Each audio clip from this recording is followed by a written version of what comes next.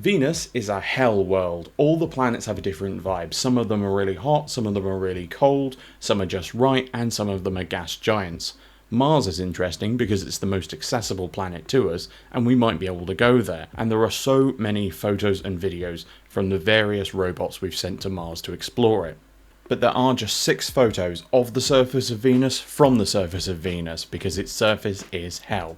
Its atmosphere is mostly CO2, but the whole planet is covered in a dense cloud of sulfuric acid. But that's not all. The surface temperature is around 464 degrees Celsius, and because the atmospheric pressure is around 92 times greater than Earth's, it means that the CO2 that exists at the surface is a supercritical fluid, which means that it wants to become a gas. It's hot enough, but because of the immense pressure, it can't.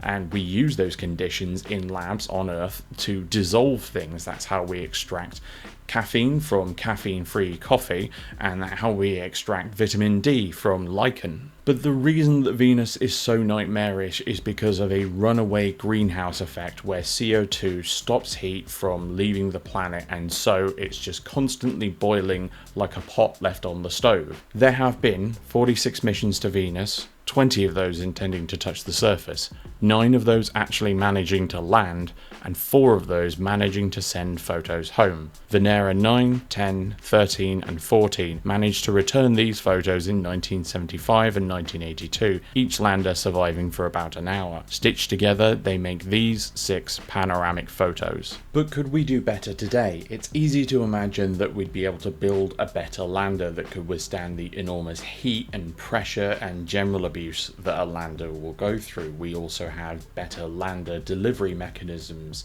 but one thing that doesn't change is physics. Any Venus lander would need a brain, and that means a computer of some sort, and every computer you have ever seen or used has one thing in common. It produces the same thing, a mess. No, I'm just kidding, it's heat.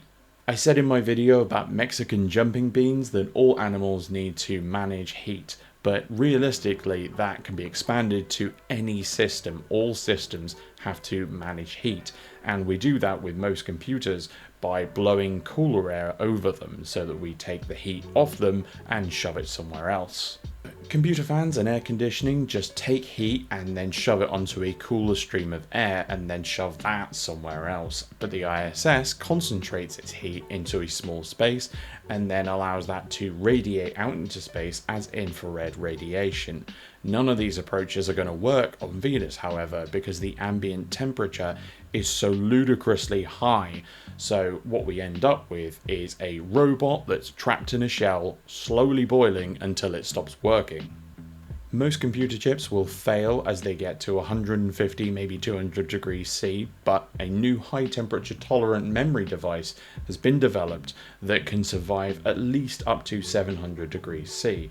I say at least because that's as high as their testing apparatus can stand. Any higher and the testing apparatus itself will break. It's a type of memristor, a kind of circuit that remembers the state that it was set to even if it's powered off, so you can use it like solid state memory kind of, or you can use it to do the computing itself.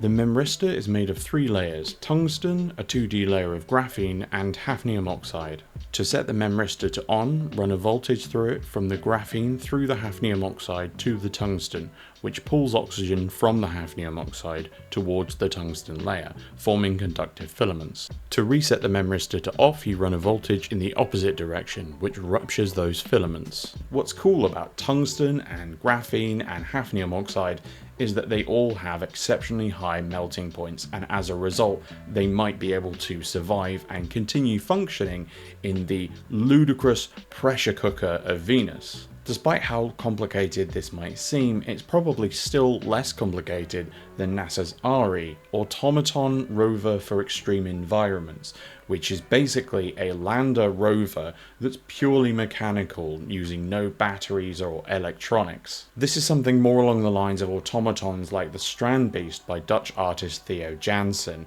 which is a mechanical structure that uses the wind to allow it to walk. But whilst mechanical computers are absolutely fascinating, they are a video for another time. So thank you very much for watching. Don't forget to subscribe to the channel so you don't miss the next video, and give the video a like if you liked it. Thank you very much, and I'll see you next one. Bye bye.